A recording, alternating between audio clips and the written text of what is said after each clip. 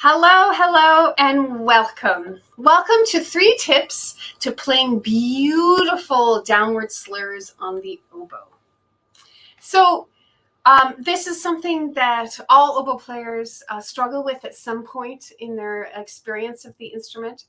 And I've seen lots of people solve this problem and perhaps don't get the results that they want.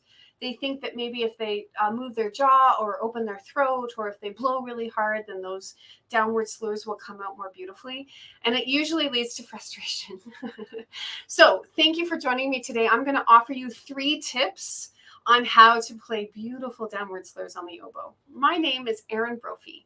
I am the principal oboe player of the Saskatoon Symphony and a sessional lecturer at the University of Saskatchewan. The reason I'm doing these live presentations has to do with how I got started on the oboe. I'm from a very remote place in Canada, in Northern Ontario. It's a gorgeous place. If you think of a group of 7 painting, that is exactly where I'm from. It's a place full of sparkling blue lakes and tall evergreens and really, really dark, large rock in the middle of the Canadian Shield, literally in the wilderness. There's not a lot of people around. And it was an idyllic place to grow up. Goodness me, so beautiful. Until I fell in love with playing the oboe. I had the opportunity in my public music school to learn the instrument, to learn the oboe in my music class. And I just fell in love with it. It was so fun. And then I heard a recording of the oboe, and I realized that I did not sound like that at all. And that's where all the trouble started.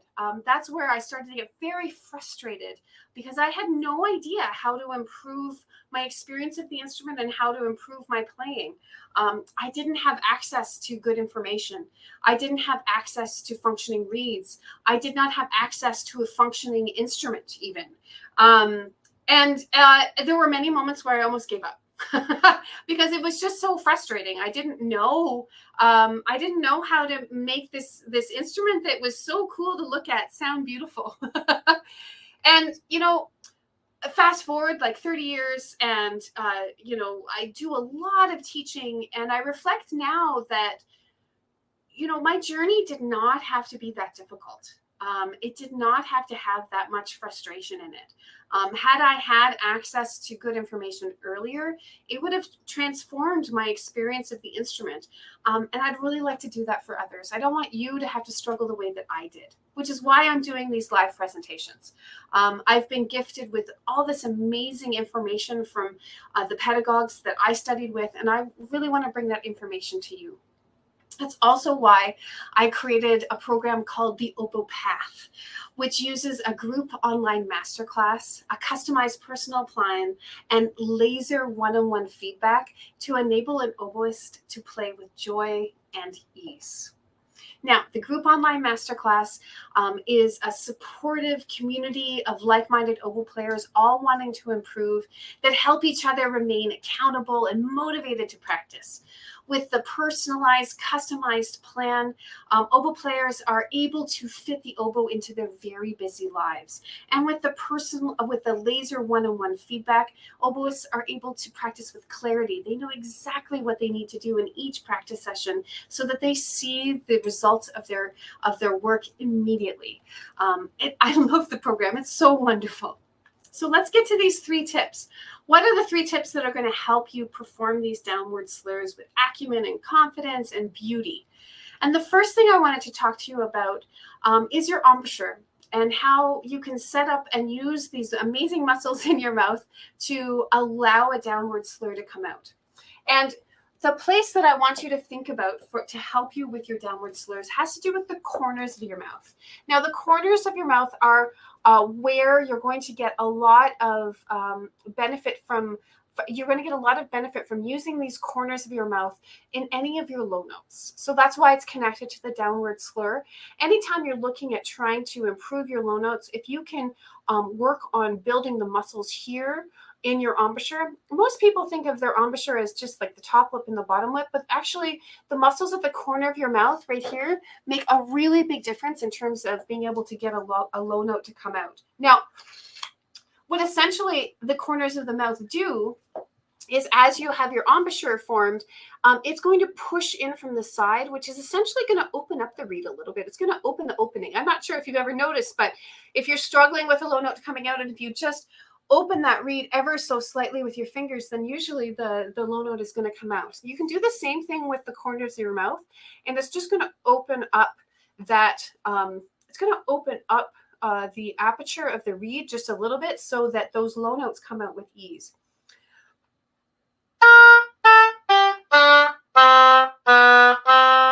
So I'm really using the corners of my mouth there to really open up those notes. So that's tip number one. Tip number two has to do with your embouchure. In my pedagogy, I build flexibility into my embouchure. My embouchure is not set in one place. It's actually moving quite a bit. It's not moving quite a bit. It's moving in subtle ways. I'm not making massive changes, but I am making small little changes with my embouchure to accommodate the different parts of the range of the oboe. So last week I talked about in the high notes how I really need to wrap a little bit more lip around my reed to get those high notes to come out.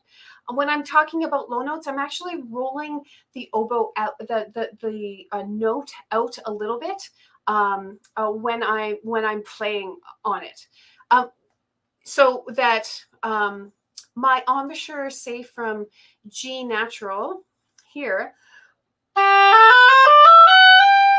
to that G is sort of set. That is sort of a set place. Now from the G down, I roll out a little bit.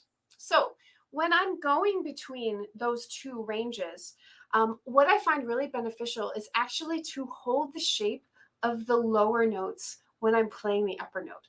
Let me demonstrate this for you. I'm going to do a D natural to a G, and then I'm going to do a D natural to an E. And I want you to see that the shape is a little bit different. So here is a D natural to a G. Now I'm going to go to an E, and you're going to see that I'm making a subtle change when I'm going to the E. And then what I'm going to do is play with the low E embouchure on the D, and you're going to hear how much easier that slur is. So again, this is D to E natural.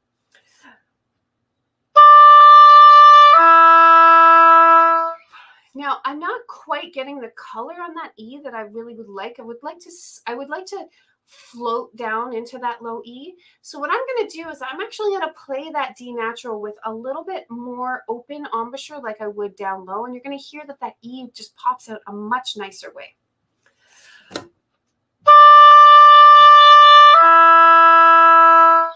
Do you hear how I'm able to slide down into that E? And it's just because I've made the shape of the E while I'm playing the D. So as I'm playing the higher note, I'm shaping the embouchure shape as the low E, and then all I have to do is put my fingers down. So I'm not having to make a change in my embouchure. So let me go over that again. I want to make sure that I'm being clear that I have two different places that my embouchure sits. From G to G, it sort of sits in one place, and then from G below, it's in a different place. And so if I'm trying to do a downward slur to something that's lower than that G, I actually make the shape of that lower embouchure when I'm on the upper note, so that it's one less thing for me to think about when I'm trying to do that downward slur. That's helped me a lot.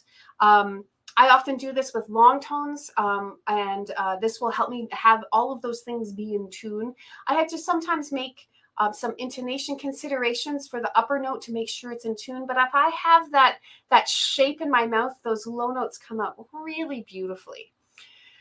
The third thing I would like for you to think about is, rather than thinking, oh, this is a downward slur, I need to blow really hard, is to think about the speed of your air.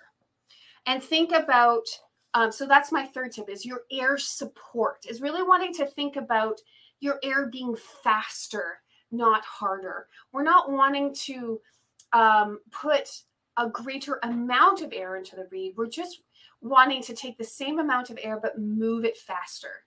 And I recognize that means there's more air going in, but focusing on the velocity of your air, and the velocity of your air comes from your diaphragm, that muscle that sits below your lungs. If if you can focus on the velocity of your air rather than the amount of your air going into that downward slur, that's really going to help that note sing. So I'm going to, I think I'm going to demonstrate how if I blow harder with a greater amount of air, how it makes that note crack.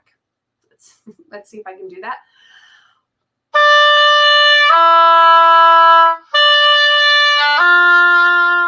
Do you hear how I get a catch when I do that? So this time what I'm going to do is I'm going to think about the speed of my air, spinning my air faster through the oboe.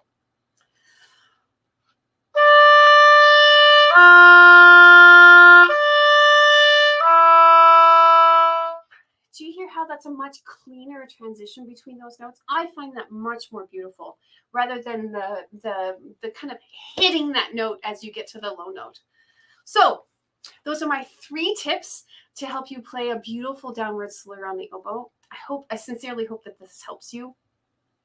I do, if you're wanting more information, or if this is something that has really helped you and there are other areas in your oboe playing that you would like to improve, I invite you to a free online masterclass that is coming up shortly in January, January 8th through 13th. It's entirely free. It's online. We're going to be looking at how to supercharge your fundamentals of oboe playing, how to manage your reeds, how to talk about performance anxiety and your reeds, how to find the perfect reed. There's lots of subjects that we're going to cover in this masterclass. The masterclass is called Oboe Mastery Workshop, and I look forward to connecting with you there.